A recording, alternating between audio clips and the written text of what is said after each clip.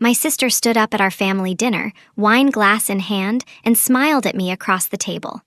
"So, Emma," she said, loud enough for everyone to hear, "still shoveling manure for minimum wage?" The table went quiet. My husband Jake squeezed my hand under the table. I said nothing. Claire laughed. "I'm kidding, sort of. I mean, farming is honest work, right? Even if it doesn't pay much." She turned to our parents. "I just worry about her, living out there in the dirt while the rest of us are building real careers." I stayed silent, but here's the thing about silence. Sometimes it's not weakness. Sometimes it's strategy. Because while my sister thought I was broke, struggling, barely scraping by on a failing farm, I had something she didn't. Proof. Our tax returns were in my bag. And the numbers. They told a very different story. Where are you watching from right now? Drop your city and the time. And if you've ever been underestimated, hit that like button. You're going to want to see this. Let me take you back to where this all started. My sister Claire has always been the golden child. Ivy League MBA, six-figure corporate salary by 28, a penthouse downtown with floor-to-ceiling windows and a view that cost more than most people's cars. I took a different path. State college. Fell in love with Jake during an agricultural economics class. He was a third-generation farmer, and when he talked about soil health and regenerative practices, I saw something my sister never would. Purpose. We got married on his family's farm. Hay bales for seeding, wildflowers instead of roses. It was perfect. Claire wore heels and complained about the mud. At the reception, I overheard her talking to our aunt. "She married for love," Claire said, laughing. "Not money, I mean, look at him, dirt under his nails." Our parents didn't say anything, but I saw the look, disappointment. They thought I'd thrown my life away. What they didn't know was what Jake was building. 340 acres of certified organic vegetables, farm-to-table contracts with restaurants across 3 states, a CSA program with a 2-year waiting list, agritourism that brought in thousands every harvest season, and Jake taught me something early. "Document everything," he said, "every expense, every harvest, every single dollar." So I did. Our farm ledger was 3 inches thick. Spreadsheets, receipts, profit and loss statements updated monthly. I didn't know it yet, but that discipline would save me. Because my sister was about to make a very big mistake. 3 months after that dinner, Claire invited us to a family brunch. She waited until everyone had finished eating. Then she turned to me, all sweetness and concern. "Emma, I wanted to ask you something." I looked up. "I'm working on a real estate investment, a condo conversion downtown. I need $15,000 to close the deal, and I thought maybe you could help." I blinked. "15,000? She waved a hand. "I know you probably can't, but I thought I'd ask. Maybe you could sell a tractor or something?" Jake's jaw tightened. I kept my voice calm. "We're not in a position to loan that right now." Claire's smile didn't move. "Right, of course. I just thought, family helps family." She looked at our dad. "I'm actually worried about them. The farm can't be making money. Land taxes alone must be killing them." Dad frowned. "Emma, is that true?" "We're fine," I said. Claire leaned forward. "Are you? Because from the outside it looks like you're drowning." "Living in a farmhouse that's practically falling apart, driving a 10-year-old truck. We're happy," Jake said quietly. "Happiness doesn't pay the bills." Claire's voice sharpened. "Look, I'm trying to help before you lose everything. Maybe it's time to sell to a developer while you still can." I stared at her. "We'll talk more at Thanksgiving," she said, standing. "You need a reality check." 2 days later, my mom called. Her voice was heavy. "Honey, Claire told me you and Jake are in trouble. She said you might lose the farm." My stomach dropped. "Mom, that's not true.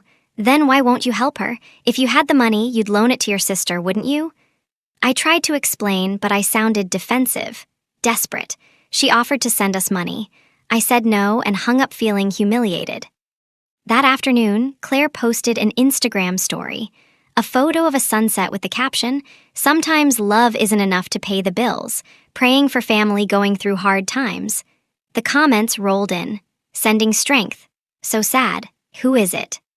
3 friends texted me within an hour. "Are you okay? Do you need anything?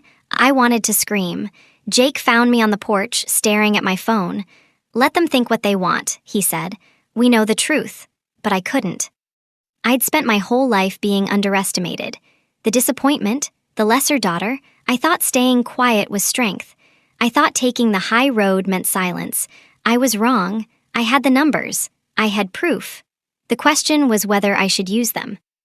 That night, I opened my laptop and pulled up our farm's quarterly revenue report. I stared at it for a long time. Then I took a screenshot and texted it to my mom. Not to brag, not to prove anything, just to stop her from worrying. The report showed $68,000 in gross revenue for one quarter. CSA subscriptions, $22,000. Farmers market sales, $18,000. Restaurant contracts, $28,000. My phone rang 30 seconds later. "Emma," Mom's voice was shaking. "I had no idea." "You never asked," I said quietly. "But Claire said." "Claire doesn't know anything about farming. Organic certification means premium prices. Our heirloom tomatoes sell for $9 a pound. Our microgreens go to Michelin-starred restaurants." There was a long silence. "Does your sister know this?" "She never asked," I repeated. Mom exhaled. "I'm sorry. I should have trusted you." I hung up and sat back. 68,000 in one quarter, but revenue is only part of the story. The real number, the one that mattered, was something else entirely, and I had a feeling I was going to need it. Because my sister wasn't done, I don't know who told Claire that Mom saw the revenue report, but 2 days later, the family group chat exploded. Claire's message was long, calculated. "I'm glad Emma shared some numbers, but let's be clear. Revenue is not profit. They're probably drowning in equipment loans, seed costs, and property taxes. Farmers operate on razor-thin margins.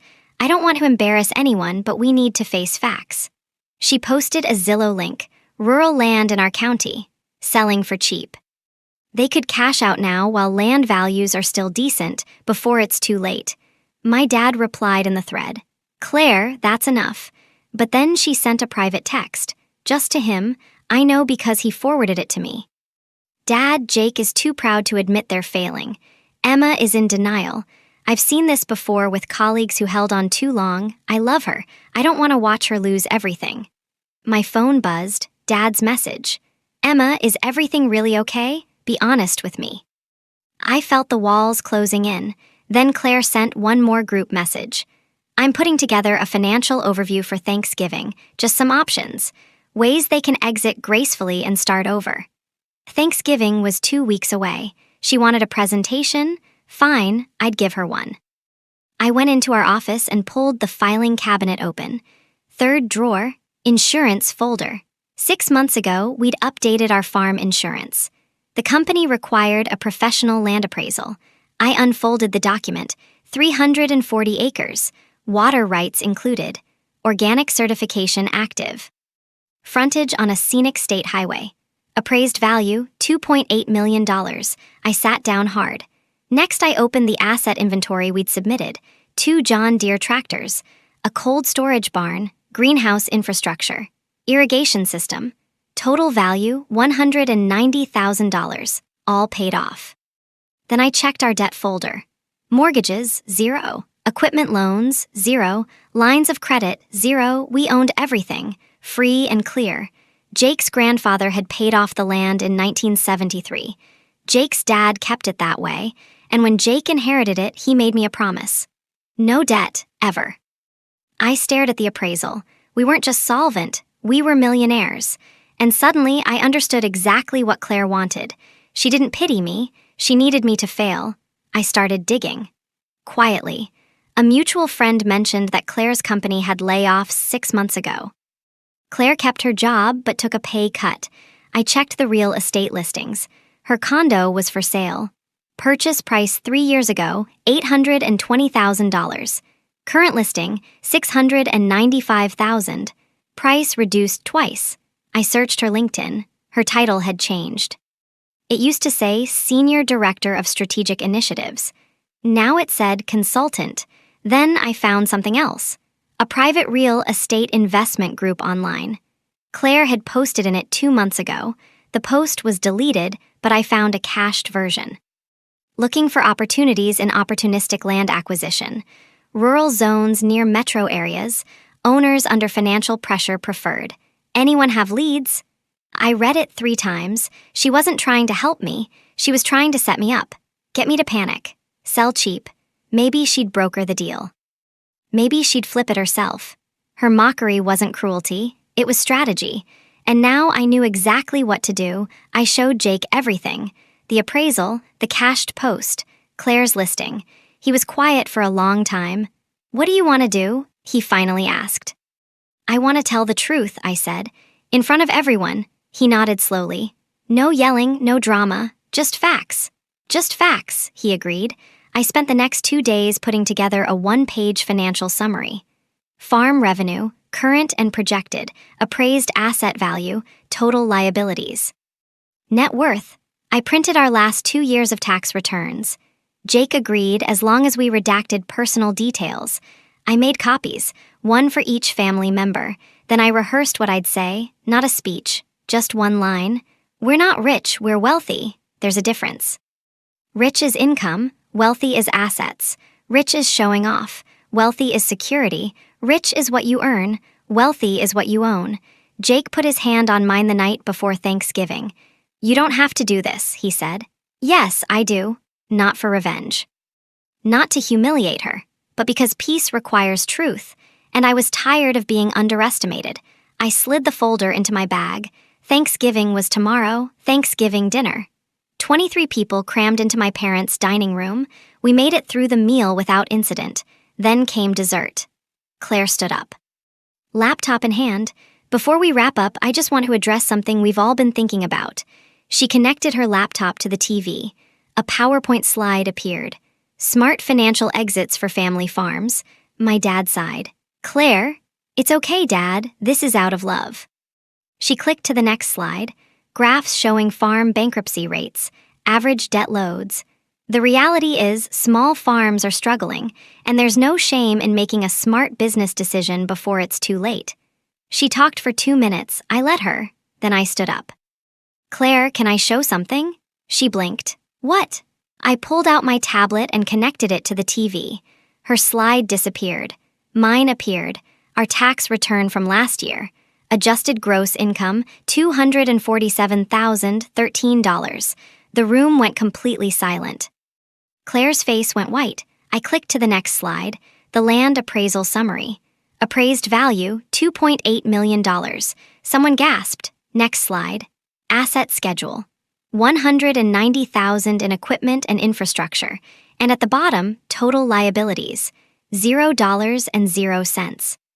My uncle whispered, "Jesus." I clicked one more time. This year's projected income.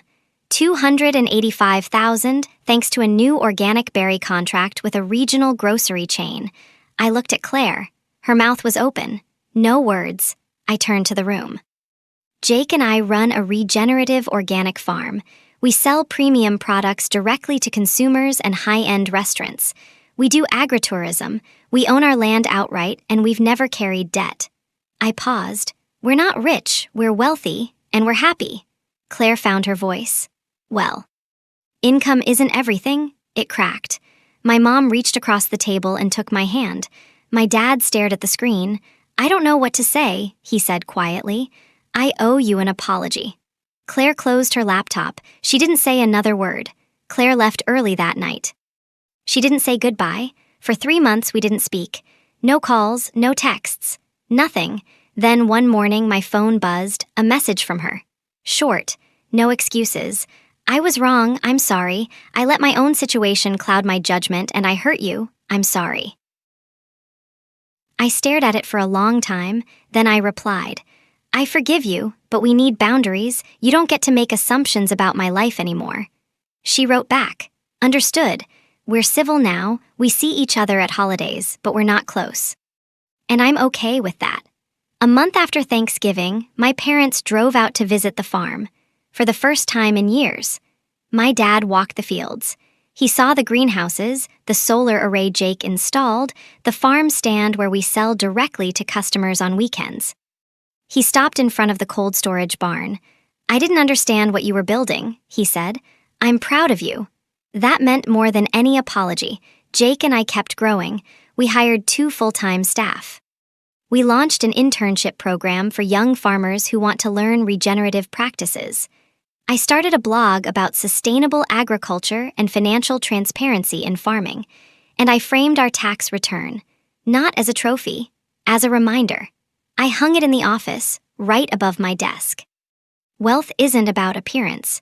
It's not about job titles or downtown penthouses or Ivy League degrees. It's about assets, autonomy, alignment with your values. It's about building something that lasts, and never, ever letting someone else's insecurity define your worth. Claire needed me to be small so she could feel big, but I didn't need her validation. I had the land, the work, the life I chose. That was enough. This story is a fictionalized dramatization and is not legal or financial advice. Now I want to hear from you. Have you ever been underestimated because of your career, your partner, or the path you chose? What boundary would you set if someone in your family tried to control your decisions? Drop your story in the comments. I read them all. And if this one hit home, subscribe. There are more stories like this coming. Hit the bell so you don't miss them. Thanks for watching.